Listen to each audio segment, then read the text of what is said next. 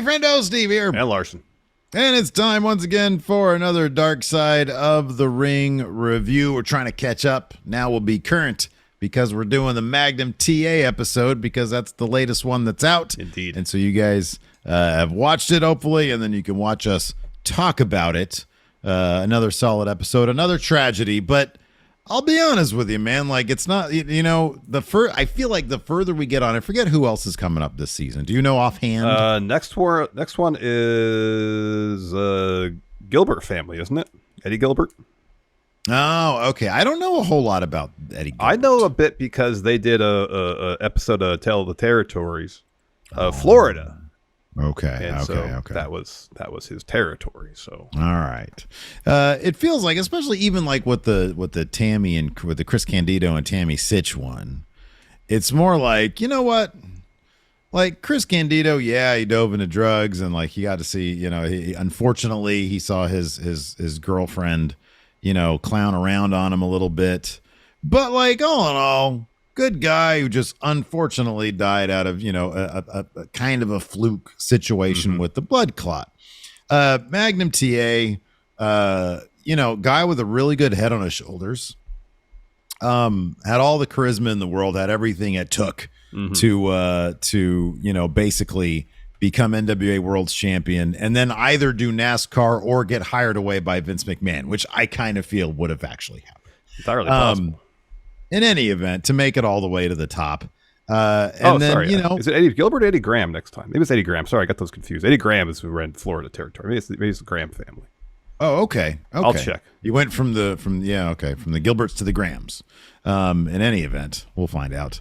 It'll be a surprise. So yeah, don't tell me. I want to find out. I thought Eddie Gilbert was one of the episodes, didn't he? Maybe it is. Eddie Gilbert. Didn't he meet with the untimely? I think he was a booker. I think he was a story guy. You should know. I mean, we've only been doing this podcast for Graham family. Graham's. Is there an Eddie Gilbert episode? No.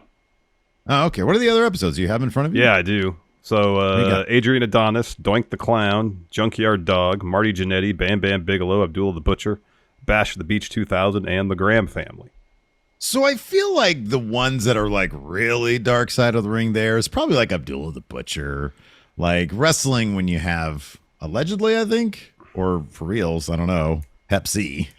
Well, this is pretty dark. I feel like the Marty Jannetty one's going to be... that was the other one I was going to say. Something else entirely. The Marty Jannetty one, I think, is like legit Dark Side. The rest of them are like bad things that happen to good people, And that's what we have in Magnum TA is he got into a car accident and we got to see the guy... piece together a very successful life post wrestling, post tragic car accident. So it's kind of a nice tale. Like so often in the past, unfortunately, it's very hard to find any silver lining in a lot of these stories. Yeah. But in the case of Magnum TA, man, not only did he get out of it the other side, he's thriving now, still to this day. Yeah. And that's really nice to see. Nonetheless, still a very compelling story and a really well-told story. Yeah, indeed. At least at one of the Starcasts we've been to, I think it was the first one, Magnum TA was there. Yeah. And he still makes appearances at autograph signings. I mean, they show it in this episode. It's like an independent show that he was at doing autograph signings. Yeah, you're right. In comparison to a lot of other episodes where there's no real hope at the end of the episode per se. He was 27 years old when he wrecked his Porsche, driving in a storm, and what was the injury? Broke the C4 and C5 up in the neck, and they feared he was going to be a quadriplegic for the rest of his life. Yeah, and then it was really impressive to see that. I don't know what the time frame is. Him making his first appearance back at an NWA show, walking to the ring. I think wasn't it only like a year later? It might have been, yeah. Yeah. That's a crazy moment. I've watched that moment before, like when I started, like ages ago, when I started sort of, finding out more about Magnum TA. It's like, you start learning about stuff. And I remember watching that clip. And yeah, man, his story seemingly I want it starts off, he was obviously what was he, like a top line high school athlete, Yeah. and was recruited to did he to college? I forget. Was he in college or no? Yeah, he got did go to recruited, college, like, I think, in Virginia somewhere. So it's interesting hearing him tell the tale of how he got into the wrestling business, because he wanted to get in the business, and then Dick the Bruiser said, "Well, you need a license to wrestle." Well, it was Buzz Sawyer. Buzz Sawyer, sorry, my bad. Yeah, Buzz yeah, Sawyer. yeah. Getting all the names mixed up today. Buzz Sawyer, right. sorry. Who Undertaker has a story about Buzz Sawyer as well. Has another horrible story about Buzz Sawyer. So Buzz Sawyer tells Magnum TA, Terry Allen, that you need a license to wrestle. It's going to cost you $10,000. Which Cornette then clarifies. And Cornette, say what you will about him, he is an absolute diamond when it comes to these dark sides. He really is. Yeah, he's a terrific interview, terrific storyteller. And he explains that, it's between $10 and $20 for a wrestling license in states where there's a commission. Yeah. So instead, Buzz Sawyer took that money, left the territory. Yeah. And so Magnum TA decides, well, he's going to pursue this nonetheless, goes and finds Buzz Sawyer in Oregon at that point. And Buzz trains him for 2 hours before Magnum TA has his very first match the next day. Yeah. And that's, it's sort of like that aspect of it, not the Buzz Sawyer taking $10,000 and Magnum saying I never got that back. But in terms of like getting paid back, I'm sure he got paid back quite handsomely from the wrestling business. But Steve Austin has talked about his training and how it was similar. Like, he didn't know that it was predetermined until they're in the ring doing it. I think during his first match. Yeah. And so, I'm sure Magnum Terry Allen was probably smartened up a little bit before that. But yeah, there was, 2 hours of training. And even if you watch Magnum TA matches, he did take to it very quickly. He did. Like, even from his earliest matches. And so he said that, during my match happened and they thought that I was a veteran. They thought that I had been doing it for a while because I was pretty darn good at it. And that's the thing about Magnum. He is such an amazing product of the 80s. Yes. Like the Magnum PI reference is a great one because he has got the look. He's got the camera charisma. His promos were really good. He had good size to him. I think he was billed at 6'1", so who knows what his actual height was. Big muscular guy, good genes, man, this dude, he really legitimately had everything. It's funny because when they brought in who is it, Jimmy Garvin, to sort of be the next step before he went to the world title, it's like they bring in this guy Jimmy Garvin. I'm like, Jimmy Garvin's great, don't get me wrong, but he's no Magnum TA. And so, but his career started to take off at that point. Yeah, so they kind of framed the episode where Dusty Rhodes was his mentor. They would tag all the time. It was Andre the Giant who apparently gave Terry Allen the name Magnum TA. Didn't know that. So eventually Magnum TA ends up at Jim Crockett Promotions. And he has his best of 7 series with Nikita Koloff. For the U.S. title. The U.S. title was at least involved in that to some capacity because at the end of the 7th match, which Koloff won, he was the U.S. champion. They did a thing where Koloff won the first 3. Yeah. Magnum then won the next 3, and then they did a screw job finish where Koloff got the win in the end. Yeah, at the very end. And as mentioned, it was a feud with Jimmy Garvin, and then next step for him was the NWA World Heavyweight Championship. He talks about a meeting they had with it was himself and Jim Crockett and who are the president? I think Dusty. I think Dusty was there. Yeah. Some representative, I think, from the NWA, where it was. They told him, "You're next in line." A lot of people were saying throughout the episode that they felt like Magnum was what the NWA needed to really compete with the WWF at the time. In '85 when they were going national, when Hogan was champion. When I don't know if this was just before or around the same time or after WrestleMania 1. In '85, I think because his world title win was scheduled for '86, and so it would have been right when it was hot, right after WrestleMania.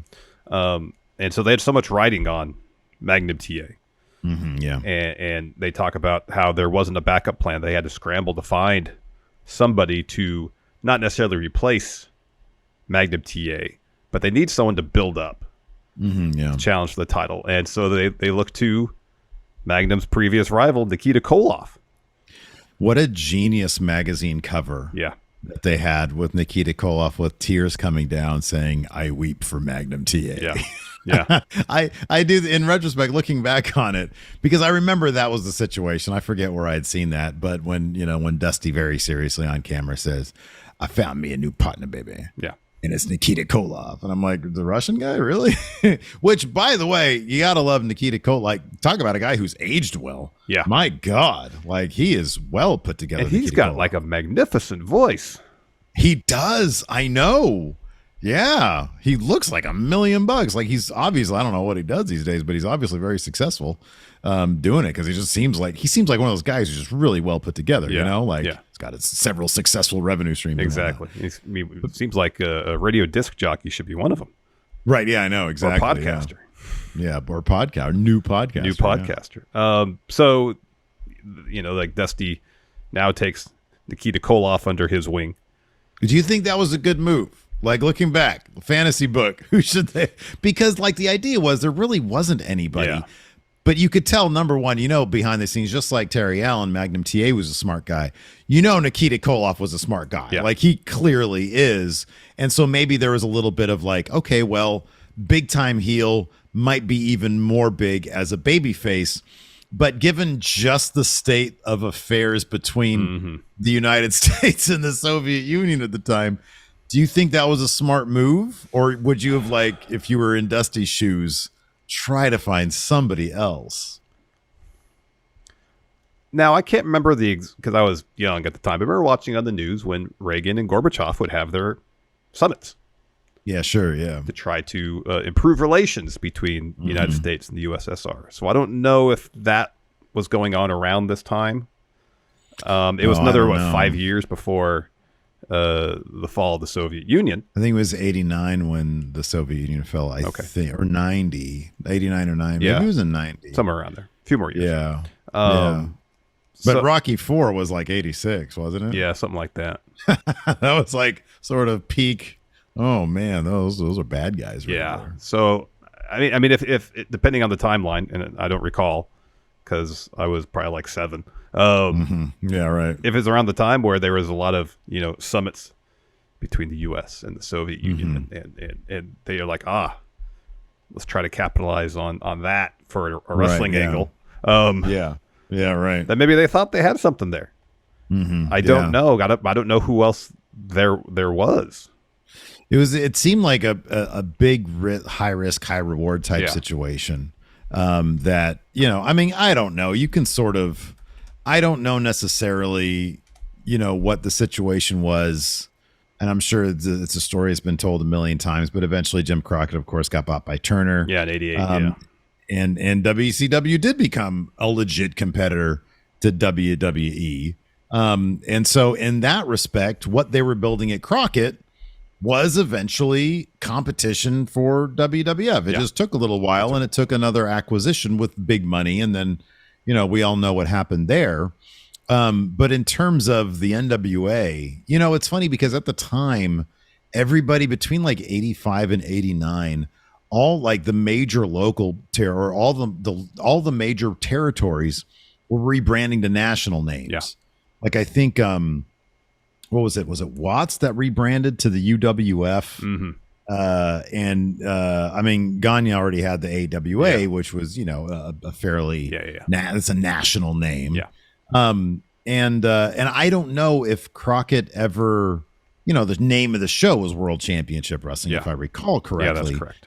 But like the actual branding of the promotion was still always National Wrestling Association. And I wonder if, there was any plans to rebrand that as a more national sounding thing, although national is literally in the name. No, I don't know. But it also sounds dusty.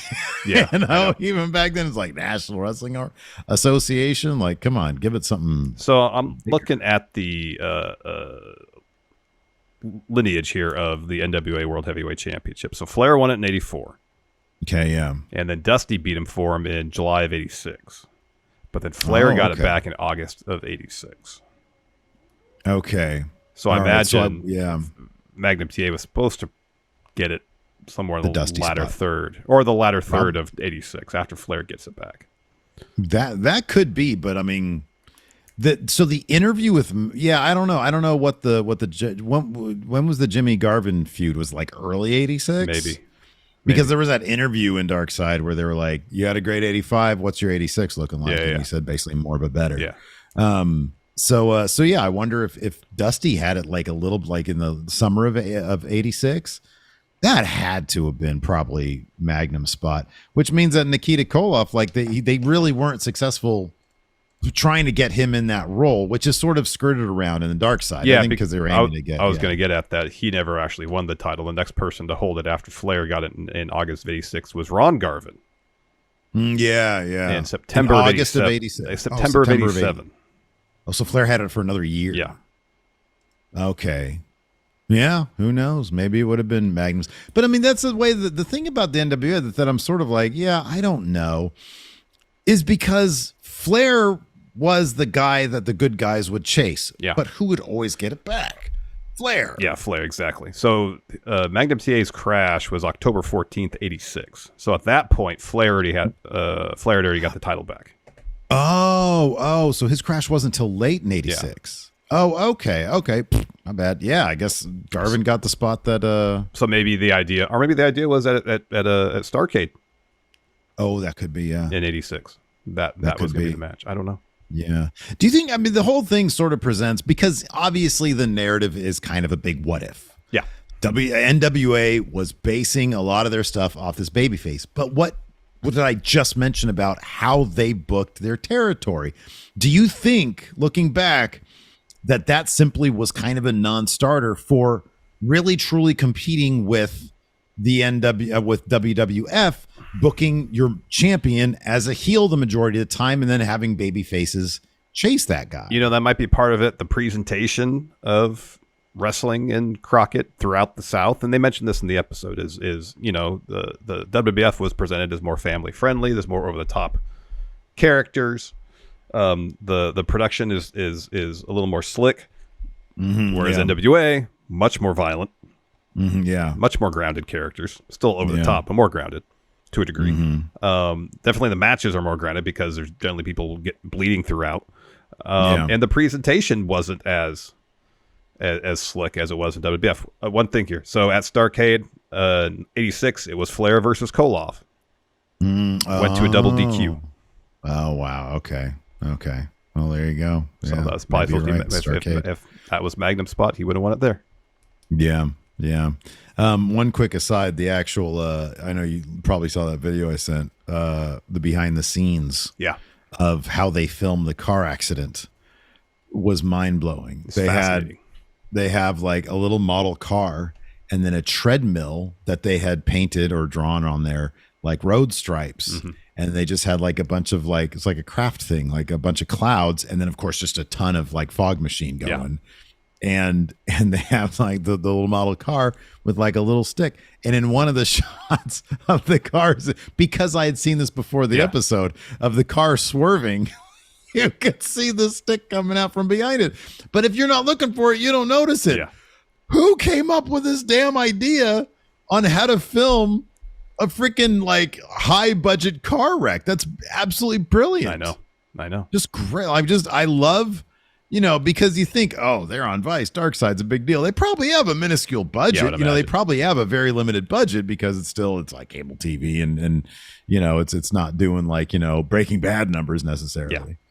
But no, very innovative and very creative for them to film things like that. I got to see if I can get, you know, my hands on more of the behind the scenes stuff because it is fascinating. It is interesting. You know, we talked to Evan and Jason a little bit about how they produce the show, but not into the detail like that, where, you know, how do you do some of the effect shots and stuff like that? Yeah. Because you feel stupid saying, hey, how do you film the car driving on a road? You go get a car and you drive it on the road. You put the car in a trailer and you put the cameras in the truck that's pulling the trailer or around the trailer, and that's how you do it. No, don't do it. No. You get a treadmill in a little tiny model car. Yeah. No, really cool stuff though. Yeah. And yeah, all the little bits about how when he's in the hospital, you know, Flair shows up and he gives him, you know, one of the big gold titles that he has, one of the big gold belts that he has, and they had to sneak in the bad guys because you got to keep kayfabe. But yeah, the whole idea of could they have competed with the WWF is always an interesting one. And I think a lot of it has to do with what you're talking about in terms of, the presentation being more slick and WWF really unlocking something with, it's funny. A lot of people, anecdotally, we've heard got into wrestling back during like the 2010s because of the video games. Mm-hmm. And even before then, like historically going back, people are introduced to wrestling oftentimes via video games or upon YouTube and video game YouTubers watching, for example, Dan Nerd Cube play, do his roster breakdowns. And then they'd actually get into wrestling because of that. Back in the 80s, rock and wrestling, WWF's rock and wrestling. I wonder how many people were introduced to wrestling. I know that was my first taste of professional wrestling was rock and wrestling. And because that, like the NWA didn't really cater to that, I wonder if that's one reason why they had, problems exploding in the way that could be, even by the time 85, 86 rolled around, it wasn't like there was promotions throughout the territories that had kind of held fast and didn't sell to Vince, but it was still a scattered assortment of regional promotions. And Crockett had the advantage because they were on TBS. They had some national exposure. Later on, AWA would, towards the very tail end on ESPN. But it wasn't like there was a cohesive national alliance for wrestling to counter WWE. To counter the strength of WWF at the time. It was still fairly fragmented. It was like, I think Vern had left the NWA at some point. You still had, it was still fairly fragmented apart from WWF. So it wasn't like a unified front to combat Vince in any way. It didn't seem like. Well, the reach was the interesting thing because, in the early 80s, Vince went around territory to territory and he would just pluck talent or buy out promotions, or he'd just start running shows in the same area and run them out of business. He was pretty cold-blooded about that. But a lot of it, I think, was just like plucking the talent. Like, name talent matters. Yeah. It really does. Yeah. And when you pluck those names out, when you pluck Hulk Hogan out of AWA, then that promotion's going to suffer because of it. But it all kind of goes to reach because, WWE, they were in New York and they had USA Network and they had syndication, which has a nationwide reach. And he would start, okay, well, I want to prevent anybody else from getting that. So I'm going to get all the good time slots. I'm going to make arrangements so it precludes everybody else from being on the same channel or in the same market or whatever. And if anybody's competitive, I'm going to pluck their talent or I'm going to drive them out of business by running competing shows. And only a few people had the ability to even come close to countering that. You mentioned Vern Gagne and Crockett are sort of two of them. Yeah. But otherwise, nobody had like that strength. I was reading Death of the Territory, so it's sort of an ongoing thing that I'm reading a little bit at a time. And it is, he literally just went from promotion offering checks. Check. He'd send checks to TV stations to procure himself the best time spots. And it seemed like even in the face of Vince taking over, national wrestling, like the individual promotions, territory promotions couldn't get past whatever squabbles they had. They couldn't band together and be like, okay, well, this is like our continued existence of our promotions is in danger. We got to kind of protect our territory. Let's work together. No. Yeah. It's like politics would got in the way of that. Yeah. I wonder if they all just figured, well, I can be a Vince McMahon, and they just figured that maybe they can grow their own territories national, because then you get something that happens at Super Brawl 3 or whatever it was, where like, somebody holds, I think Lawler or somebody holds the title hostage for ages. Yeah. And I don't know. Like they couldn't get their shit together, and Vince McMahon, he was the Logan Roy, man. What are you going to do? You can't do nothing about that. I don't care if you're Magnum TA or Nikita Koloff or Dusty Rhodes. You got to sell to a billionaire, to Ted Turner. Yep. Let him do it. And then what happens when WCW, they found their biggest fortunes against WWE? They signed Hulk Hogan, you know, they changed the philosophy from the NWA. They had a strong face as the champion and just sort of, took the Vince McMahon blueprint. Yep. So yeah, I don't know. Interesting episode though. I thought it was cool. I thought it was well done. Like I said, these guys seem to have this down to like a science at this point. Yeah. And it's great to see. So you said next week is either Eddie Gilbert or Eddie Graham. It's Eddie Graham. It's Graham family. Okay. So that'd be That's Eddie the one, Graham okay. of Championship And- Wrestling from Florida. Oh, okay. Yeah, I don't know what tragedy befell them, but I'm looking All forward right, to I it. won't say anything then. Oh, shit. What happened? Well, I'm not going to say anything. Oh, no, you're not going to spoil it for me? No. But you know. Yeah. Was it like Kevin Sullivan and his crazy cult? Did they take Well, over? no, the Tales of the Territory was on Eddie Graham, not Eddie Gilbert. So Oh, I know. okay. I know what Okay. happens. Okay. All right. Well, I guess you're lucky you get it spoiled. I get to watch it fresh. Exactly. And not know what happens. Exactly. Consider yourself All right, cool. lucky. Nice. Anyways, let us know what your thoughts are in the comments below. Hit that subscribe button, notify bell. Till next time, we'll talk to you later. Goodbye.